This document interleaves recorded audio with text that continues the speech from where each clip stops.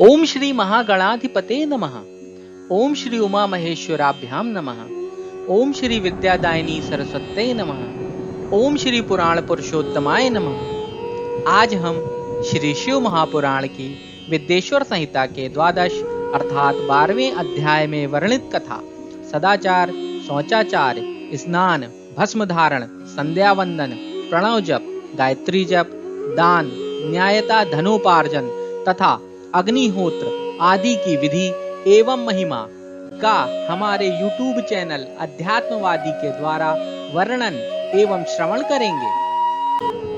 ऋषियों ने कहा, सूत जी, अब आप शीघ्र ही हमें वह सदाचार सुनाइए जिससे विद्वान पुरुष पुण्य लोकों पर विजय पाता है। स्वर्ग प्रदान करने वाले धर्ममय आचार तथा नरक का कष्ट देने वाले अधर्ममय आचारों का भी वर्णन कीजिए।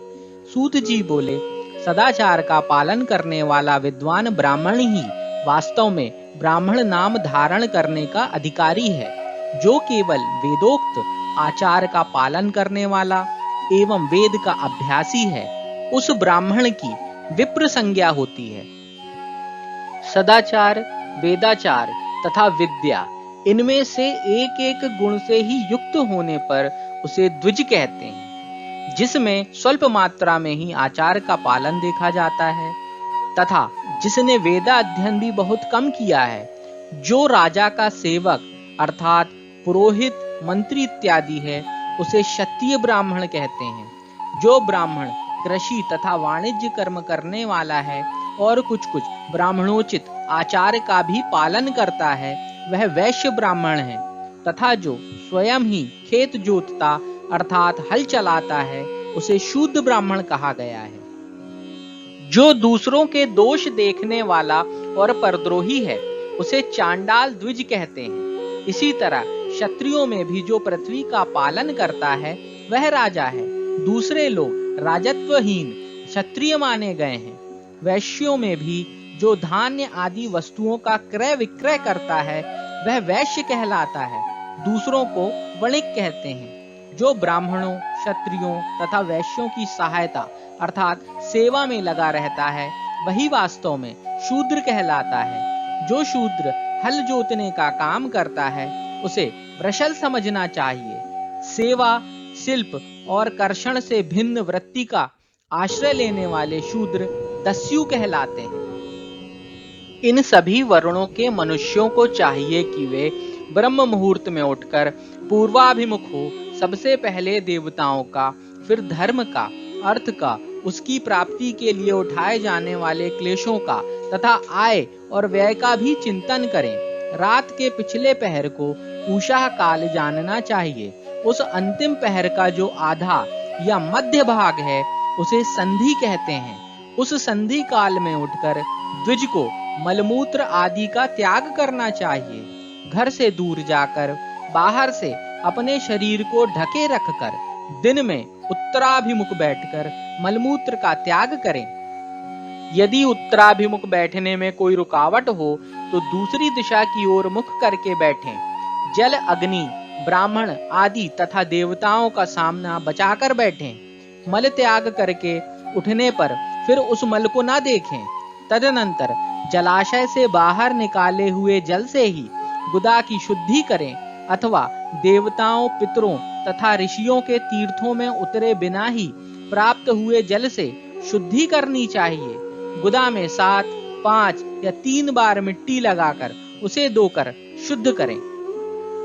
लिंग में ककोड़े के फल के बराबर मिट्टी लेकर लगाएं और उसे धो दें, परंतु गुदा में लगाने के लिए 1 पसर मिट्टी की आवश्यकता होती है। लिंग और गुदा की शुद्धि के पश्चात उठकर अन्यत्र जाएं और हाथों पैरों की शुद्धि करके 8 बार कुल्ला करें। जिस किसी वृक्ष के पत्ते से अथवा उसके पतले काष्ठ से जल के बाहर दतून करना चाहिए, उस समय तर्जनी अंगुलिका का उपयोग न करें। यह दंत शुद्धि का विधान बताया गया है। तदनंतर जल संबंधी देवताओं को नमस्कार करके मंत्र पाठ करते हुए जलाशय में स्नान करना चाहिए। यदि कंठ तक या कमर तक पानी में खड़े होने की शक्ति ना हो तो जल में खड़ा हो अपने ऊपर जल छिड़ककर मंत्रोच्चारण पूर्वक स्नान कार्य संपन्न करें। विद्वान पुरुष को चाहिए कि वहां तीर्थ जल से देवता आदि का स्नानांग तर्पण भी करे। इसके बाद धौत वस्त्र लेकर 5 कच्छ करके उसे धारण करे। साथ ही कोई उत्तरीय भी धारण कर ले, क्योंकि संध्या वंदन आदि सभी कर्मों में उसकी आवश्यकता होती है। नदी आदि तीर्थों में स्नान करने पर स्नान संबंधी उतारे हुए वस्त्र को वहां ना धोएं। स्नान के पश्चात विद्वान पुरुष भीगे हुए उस वस्त्र को बावड़ी में, कुएं के पास अथवा घर आदि में ले जाएं और वहां पत्थर पर, लकड़ी आदि पर, जल में या स्थल में अच्छी तरह धोकर उस वस्त्र को निचोड़ें। द्विजों, वस्त्र को निचोड़ने से जो जल गिरता है वह एक श्रेणी के पितरों की तृप्ति के लिए होता है। इसके बाद जाबाली उपनिषद में बताए गए अग्नि रीति मंत्र से भस्म लेकर उसके द्वारा त्रिपुंड लगाएं।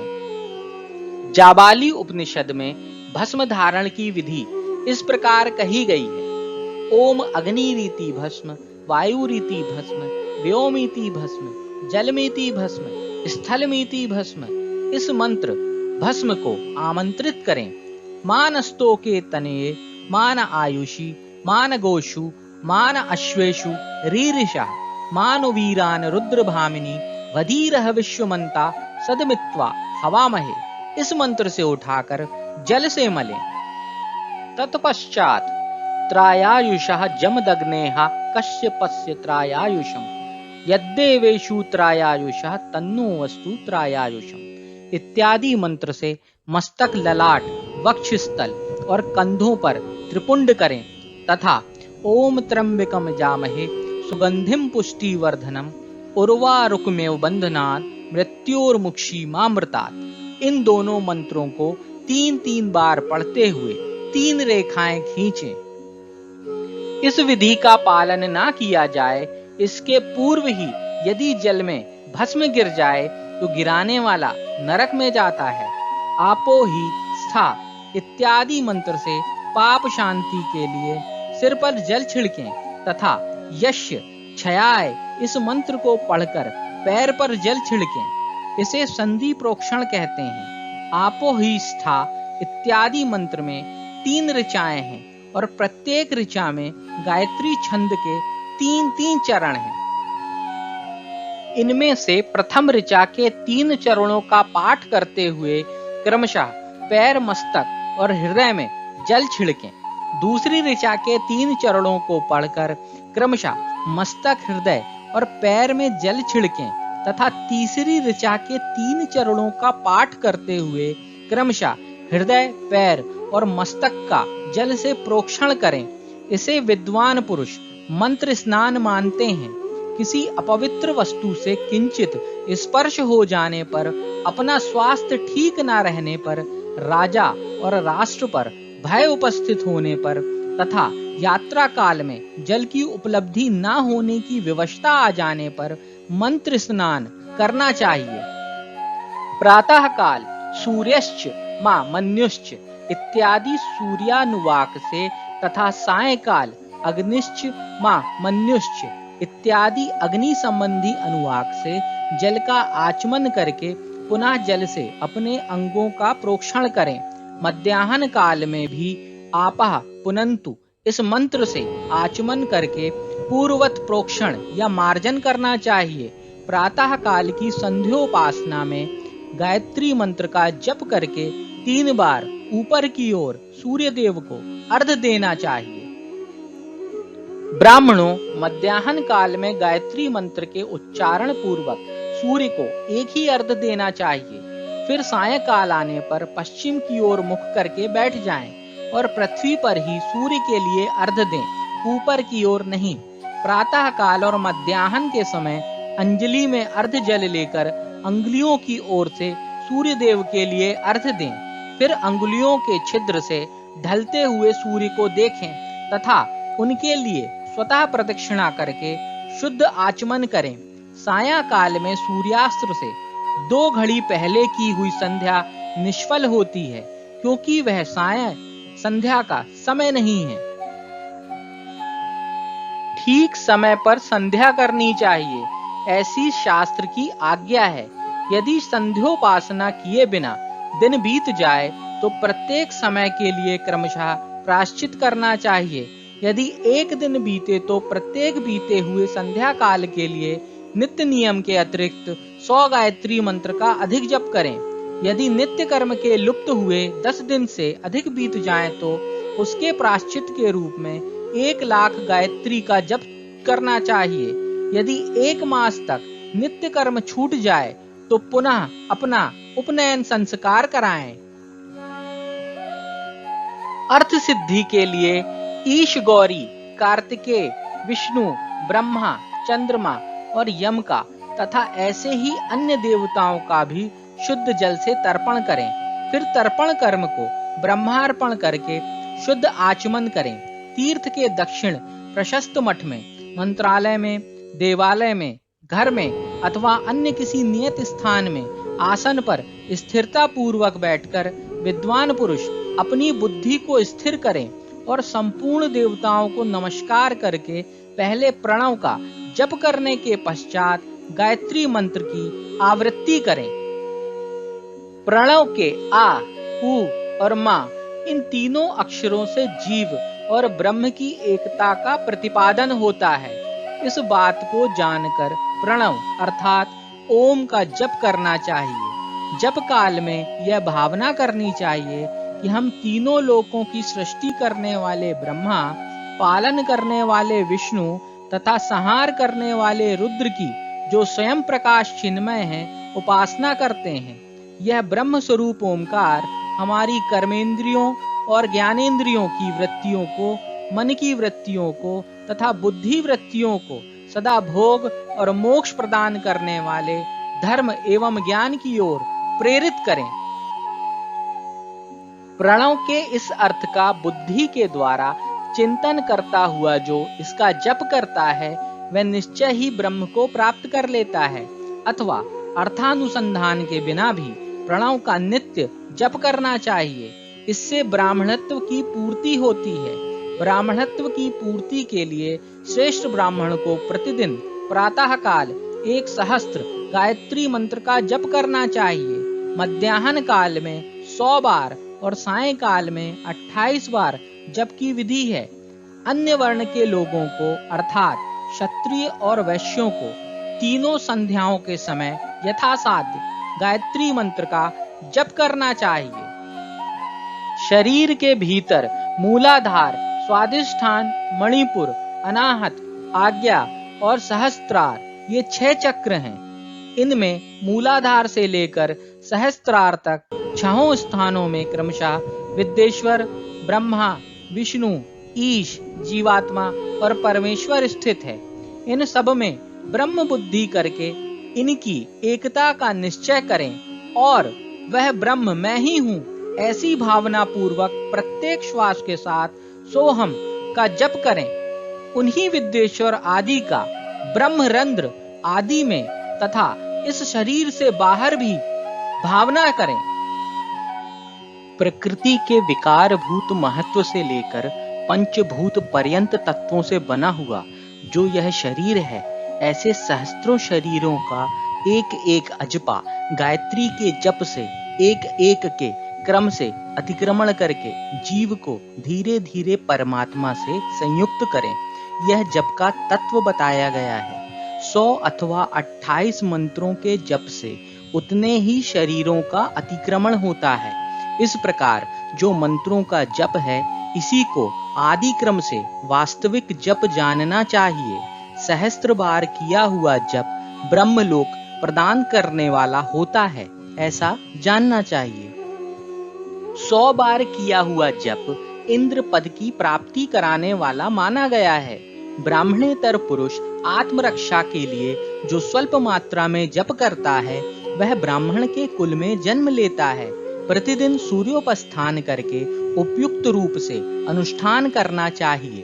12 लाख गायत्री का जप करने वाला पुरुष पूर्ण रूप से ब्राह्मण कहा गया है। जिस ब्राह्मण ने 1 लाख गायत्री का भी जप ना किया हो, उसे वैदिक कार्य में ना लगाएं। 70 वर्ष की अवस्था तक नियम पालन पूर्वक कार्य करें। इसके बाद गृह त्याग कर संन्यास ले लें। परिव्राजक या सन्यासी पुरुष नित्य प्रातः काल 12,000 प्रणव का जप करें। यदि एक दिन इस नियम का उल्लंघन हो जाए तो दूसरे दिन उसके बदले में उतना मंत्र और अधिक जपना चाहिए और सदा इस प्रकार जप को चलाने का प्रयत्न करना चाहिए। यदि क्रमशः 1 मास आदि का उल्लंघन हो गया तो 1.5 लाख जप करके उसका प्रायश्चित करना चाहिए। इससे अधिक समय तक नियम का उल्लंघन हो जाए तो पुनः नए सिरे से गुरु से नियम ग्रहण करें। ऐसा करने से दोषों की शांति होती है, अन्यथा वह रौरव अर्थात भयंकर नरक में जाता है।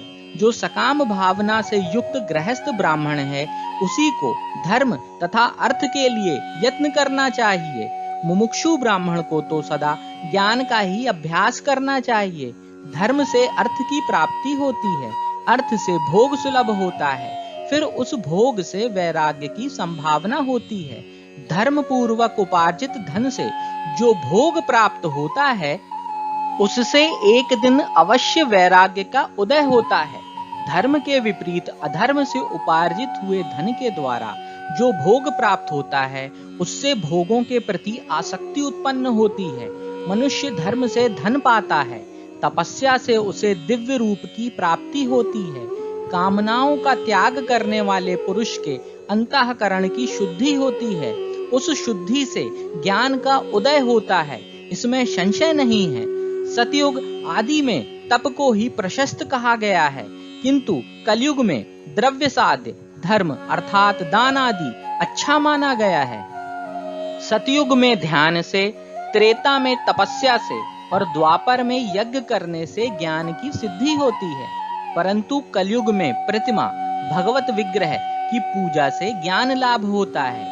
अधर्म हिंसा दुख रूप है और धर्म सुख रूप है। अधर्म से मनुष्य दुख पाता है और धर्म से वह सुख एवं अभ्युदय का भागी होता है। दुराचार से दुख प्राप्त होता है और सदाचार से सुख। अतः भोग और मोक्ष की सिद्धि के लिए धर्म का उपार्जन करना चाहिए। जिसके घर में कम से कम 4 मनुष्य हैं, ऐसे कुटुंबी ब्राह्मण को जो 100 वर्ष के लिए जीविका अर्थात जीवन निर्वाह की सामग्री देता है, उसके लिए वह दान ब्रह्मलोक की प्राप्ति कराने वाला होता है। 1 सहस्त्र चांद्रायण व्रत का अनुष्ठान ब्रह्मलोकदायक माना गया है।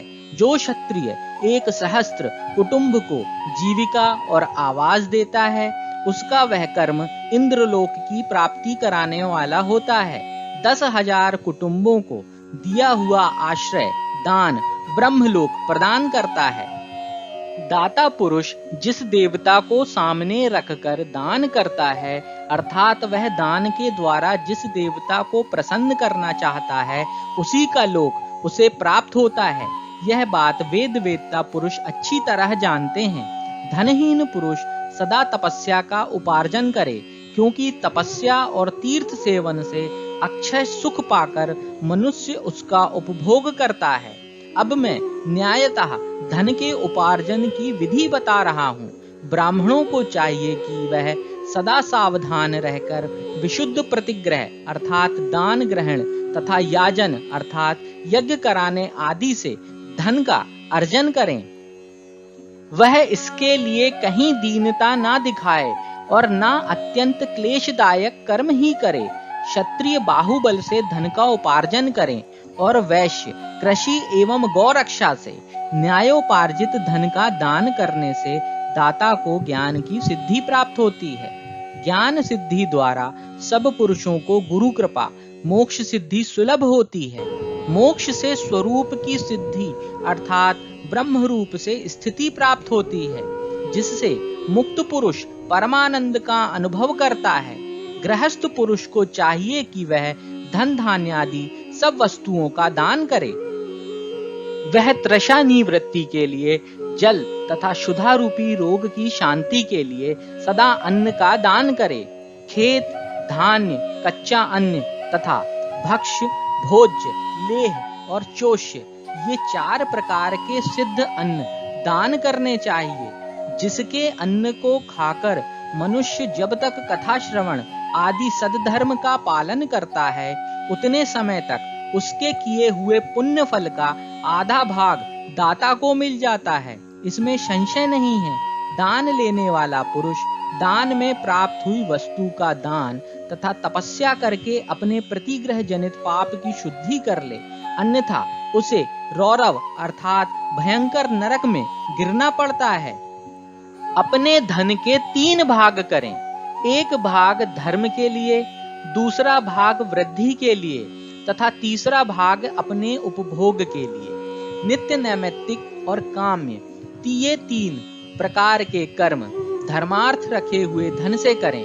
साधक को चाहिए कि वह वृद्धि के लिए रखे हुए धन से ऐसा व्यापार करे जिससे उस धन की वृद्धि हो तथा उपभोग के लिए रक्षित धन से हितकारक, परिमित एवं पवित्र भोग भोगे। खेती से पैदा किए हुए धन का 10वां अंश दान कर दे, इससे पाप की शुद्धि होती है।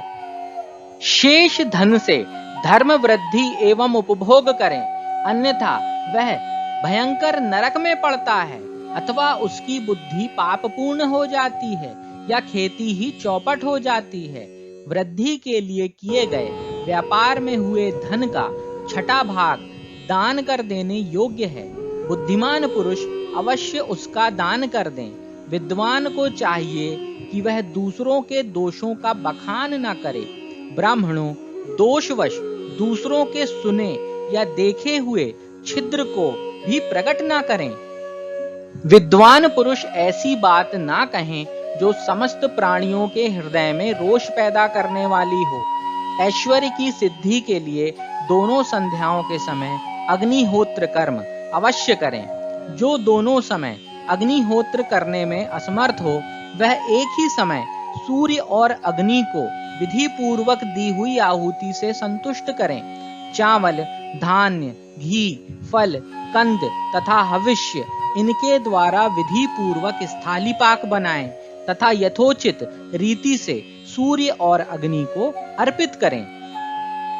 यदि हविष्य का अभाव हो तो प्रधान होम मात्र करें। सदा सुरक्षित रहने वाली अग्नि को विद्वान पुरुष अजस्त्र की संज्ञा देते हैं, अथवा संध्या काल में जप मात्र या सूर्य की वंदना मात्र कर लें। आत्मज्ञान की इच्छा वाले तथा धनार्थी पुरुषों को भी इस प्रकार विधिवत उपासना करनी चाहिए। जो सदा ब्रह्म यज्ञ में तत्पर होते हैं, देवताओं की पूजा में लगे रहते हैं, नित्य अग्नि पूजा एवं गुरु पूजा में अनुरक्त होते हैं तथा ब्राह्मणों को तृप्त किया करते हैं, वे सब लोग स्वर्गलोक के भागी होते हैं। इस प्रकार श्री शिव महापुराण की विद्येश्वर संहिता के 12 अर्थात 12वें अध्याय में वर्णित कथा समाप्त हुई। श्री शिवाय नमस्तुभ्यम।